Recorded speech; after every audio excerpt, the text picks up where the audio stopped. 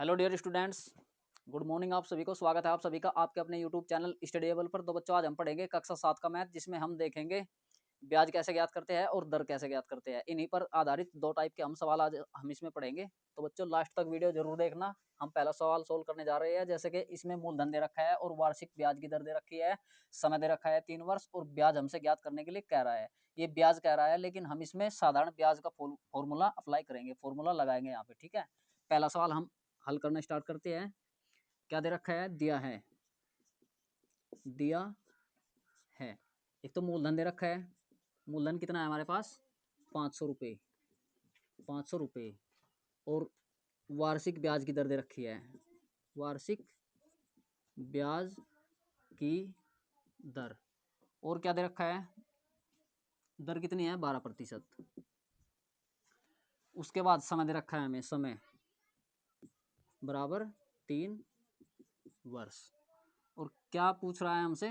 ब्याज ज्ञात कीजिए। ब्याज ज्ञात कीजिए। अब ये ब्याज ज्ञात कर रहा है, ब्याज ज्ञात करने के लिए कह रहा है, लेकिन हम यहाँ पे साधारण ब्याज का फॉर्मूला लगाएंगे। ठीक है, एक फॉर्मूला होता है साधारण ब्याज का। साधारण ब्याज का SI मैंने पिछली क्लास में आपको लिखवाया था। पिछली क्लास में हमने, पिछली वीडियो में हमने क्या पढ़ाया था आपको? मूलधन की परिभाषा, मिश्रधन की परिभाषा, ब्याज की परिभाषा और दर की परिभाषा, साधारण ब्याज की परिभाषा। उसके साथ साथ हमने आपको ये सब फॉर्मूले लिखवाए थे। अगर आपको ये फॉर्मूले नहीं आते हैं तो आप पिछली वीडियो हमारी देख सकते हैं। उसमें हमने सारा जो है, मतलब सारी परिभाषा, मिश्रधन की, साधारण ब्याज की वगैरह की, ये सब परिभाषा हमने लिखवा रखी है, और इनके फॉर्मूले ये सब हमने लिखवा रखे हैं। वहाँ जाके आप देख लीजिएगा और उन्हें याद कर लीजिएगा अच्छी तरीके से। अब साधारण ब्याज का फॉर्मूला क्या होता है? मूलधन गुणा दर गुणा समय बटे फ्रैक्शन में क्या आ जाएगा? 100। ठीक है, अब हमें साधारण ब्याज ज्ञात करना है। मतलब वो साधारण ब्याज ज्ञात करने के लिए कह रहा है हमें, लेकिन हम साधारण ब्याज का ही फॉर्मूला यहाँ पे यूज करेंगे। साधारण ब्याज, साधारण ब्याज, या मैं इसको केवल SI भी लिख सकता हूँ। SI बराबर, मूलधन कितना है हमारे पास? 500। 500 गुणा दर कितनी है हमारे पास? दर हमें दे रखी है पहले सवाल में, इसमें ये दे रखी है दर 12%। 12%। प्रतिशत नहीं लिखेंगे यहाँ पे हम। समय कितना है? 3 वर्ष। 3 वर्ष है ना? 3 वर्ष। वर्ष भी नहीं लिखेंगे हम, केवल 3 लिखेंगे यहाँ पे, क्योंकि हम कैलकुलेशन कर रहे हैं यहाँ। ठीक है, अब देखो यहाँ पे ये दर कैसी है हमारे पास? जो दर 12 है, ये कैसी है? वार्षिक ब्याज की दर है ना। जब ये वार्षिक कह रहा है तो हम 3 वर्ष को 3 का 3 ही रखेंगे हम यहाँ पे। अगर ये मासिक ब्याज की दर कहता तो 3 वर्ष को महीने में बदल लेते हम, यानी कि 12 या 36 महीने हो जाते, 36 लिख लेते हम यहाँ पे। अगर कब कब लिखते हम यहाँ पे 36? जब ये मासिक ब्याज की दर कहता हमसे। ठीक है, ये वार्षिक ब्याज की दर कह रहा है, इसलिए हमने 3 की जगह, मतलब 3 का 3 ही लिख लिया यहाँ पे। ठीक है, अपोन में क्या आ जाएगा? 100। अब इसको हल कर लेंगे। यहाँ से साधारण ब्याज निकाल लेना है। यहाँ से 2 जीरो से 2 जीरो कट जाएंगे यहाँ पे। ठीक है, अब नीचे तो एक ही बचा, अब इनकी गुणा कर लेंगे हम। ठीक है, 12 पंजे 60, 60 दिया 180, 180 रुपये। रुपये क्यों लिखा? साधारण ब्याज है, रुपये में ही आएगा साधारण ब्याज। तो साधारण ब्याज कितना आ गया हमारे पास? साधारण ब्याज, साधारण ब्याज SI, सिंपल इंटरेस्ट, बराबर कितना आया? 180 रुपये। ठीक है, तो ये हमारा क्या हो गया? उत्तर। अब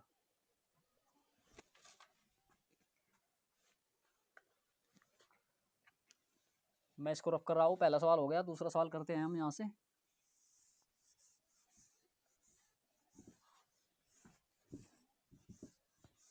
अब दूसरा सवाल हमारे पास क्या है? मूलधन।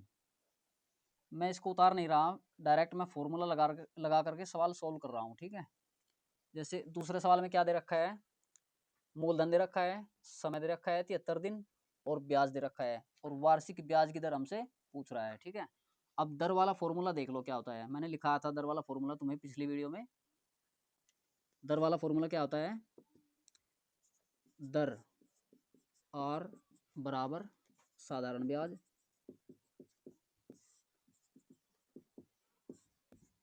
SI गुणा 100 बटे मूलधन गुणा समय। मूलधन को लिख भी लेंगे यहाँ से, किससे प्रदर्शित करते हैं, P से, गुणा समय। समय क्या हो जाएगा, T। ठीक है, तो ये किस चीज़ का फॉर्मूला हो गया, दर का। अब दर कैसे ज्ञात करते हैं, मतलब दर आर, मैं दर ना लिख करके आर ही लिख रहा हूँ, समझ जाना आप। साधारण ब्याज, इसकी जगह पे साधारण ब्याज की जगह पे साधारण ब्याज हमें दे रखा है इसने, लिख लेंगे वो यहाँ पे हम। ये साधारण ब्याज ही है, 14 जो है ना, ये 14 है जो, ये साधारण ब्याज ही दे रखा है इसने। कितना है, 14 गुणे गुणा 100 है ना, 100 लिख लिया मैंने यहाँ पे। अब मूलधन कितना दे रखा है हमें दूसरे सवाल में, मूलधन 560 गुणा, उसके बाद समय, समय कितना दे रखा है, 73 दिन। 73 दिन मतलब यहाँ पे 73, अब देखो यहाँ पे समझने की बात है, ये 73 को हम यहाँ पे 73 नहीं लिखेंगे, क्योंकि क्यों नहीं लिखेंगे 73 हम यहाँ पे इसको, क्योंकि वार्षिक ब्याज की दर कह रहा है ये, वार्षिक ब्याज की दर। मतलब क्या कर लेंगे, 73 बटे 365 कर लेंगे हम यहाँ पे, 365। 365 हमने क्यों किया, क्योंकि एक वर्ष, मैं यहाँ पे लिख रहा हूँ, क्योंकि एक वर्ष बराबर 365 दिन, एक वर्ष में 365 दिन होते हैं। ठीक है, इसलिए हमने यहाँ पे 365 लिख लिया। ठीक है, हमने यहाँ पे क्या किया, इसको साल को, मतलब 365 इसके बटे में हमने कर लिया। ठीक है, अब ये 365 ऊपर चला जाएगा 100 की गुणा में, 100 की गुणा में। ठीक है, तो क्या हो जाएगा आंसर, क्या हो जाएगा यहाँ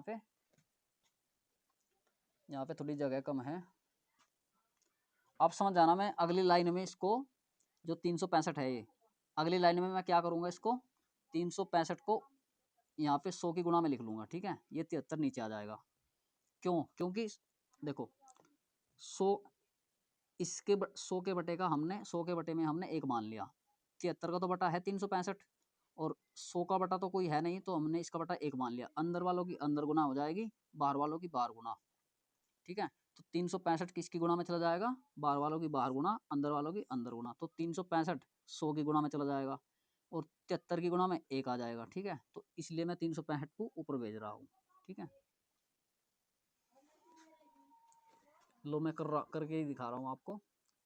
कितना आ जाएगा, 14 गुणा 100 गुणा कितना आ जाएगा, 365। अब बटे में कितना आ जाएगा, 560 गुणा 73। अब देखो ये 73 से ना, 73 से 365 कितनी बार कट जाएगा, 5 बार कट जाएगा, 5 बार। ठीक है, और ये जो 1 0 से 1 0 यहाँ पे कट जाएगा। ठीक है, कितना बच गया, इसको भी काट लेता हूँ मैं यहाँ पे, 7 दूनी 14, 7 8 56। ठीक है, अब थोड़ा मैं इसको भी काट लेता हूँ यहाँ पे, 2 चौक 8, मैंने 8 को किससे काट लिया, 8 को मैंने 2 से काट लिया, 2 चौक 8, 2 को 2 एकम 2। ठीक है, अब कितना बच गया, जो बच गया मैं वो लिख लेता हूँ यहाँ पे। एक तो 14 कट गया 2 बार, फिर 2 भी कट गया 1 बार, 1 बच गया। ठीक है, अब यहाँ पे 100 में से 1 0 कट गई थी, 10 बच गया था ना यहाँ पे, 10, फिर गुना 365 कितनी बार कट गया था 73 से, 5 बार, 5 बार।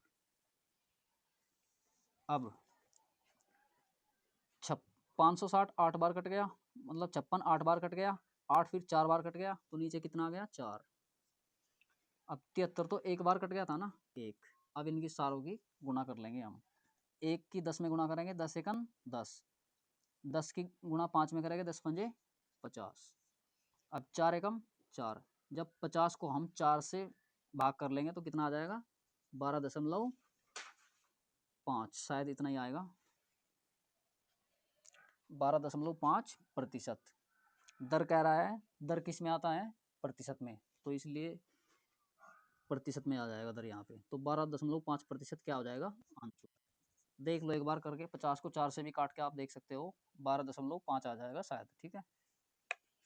अब तीसरे नंबर का सवाल कर लेते हैं हम, इसको रब कर देता हूँ मैं यहाँ से।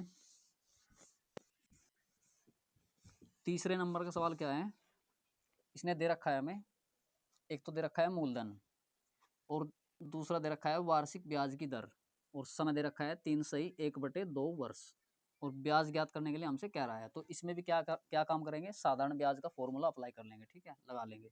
साधारण ब्याज हमें पता है, साधारण ब्याज का फॉर्मूला क्या होता है, साधारण ब्याज SI बराबर मूलधन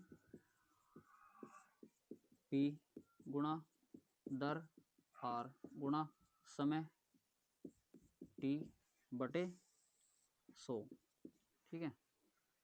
अब मैं इसको साधारण ब्याज ना लिख करके SI लिख रहा हूँ, आप समझ जाना इसको, ये साधारण ब्याज ही है। मूलधन की जगह पे मूलधन लिख लेंगे हम, मूलधन कितना है 600, गुणा दर की जगह कितना है 10%, 10 गुणा समय कितना है 3/1/2, 3/1/2 वर्ष, बटे कितना है 100।